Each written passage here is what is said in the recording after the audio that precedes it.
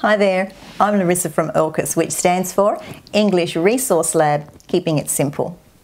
In this video, I'm going to talk about 3 tricky words that, well, some native speakers find tricky, and obviously people who are learning English find it tricky as well.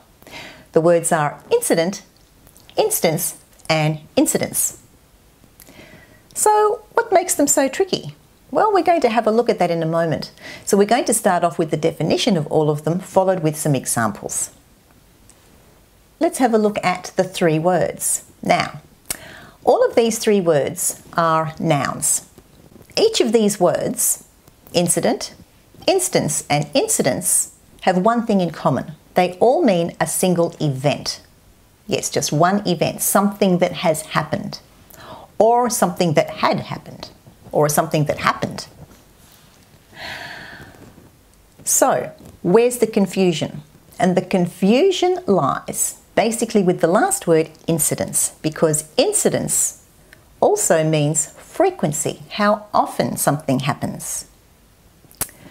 And often, some people make the mistake of using incidence when they mean incident, and other way around. Why don't we have a look at each of these words individually, starting with incident. Incident is referred to something that, well, wasn't very pleasant. We use it to talk about events that, well, weren't happy. They weren't good. We never use it really to talk about a happy event. So let's have a look at these 3 examples.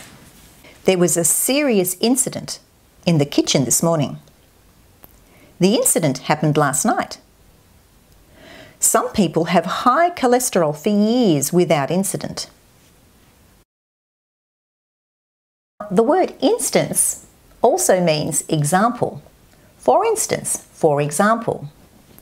But in this case, in this video, we're going to focus in on the event. So let's have a look at these 3 sentences. The team was defeated in every instance. There is no other instance recorded in which Sarah cheated.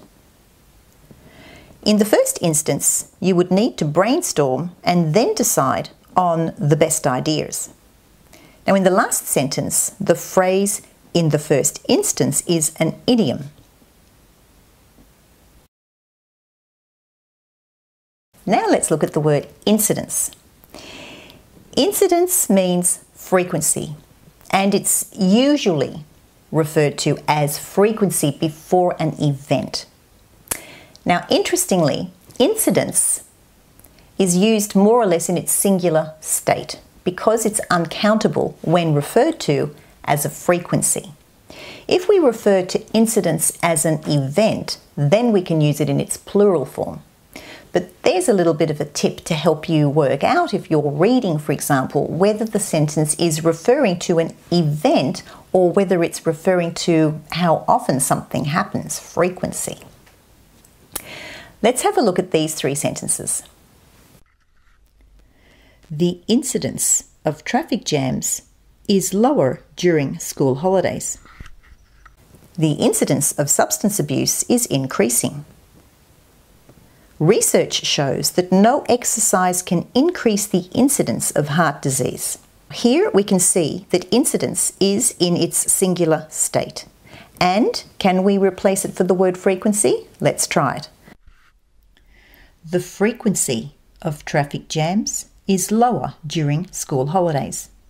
The frequency of substance abuse is increasing. And research shows that no exercise can increase the frequency of heart disease.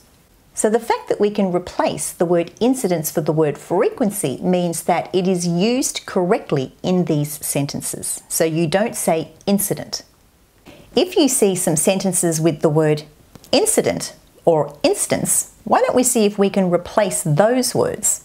Why don't we come back to the sentences we use for instance and see if we can replace those words? Can we replace instance for frequency?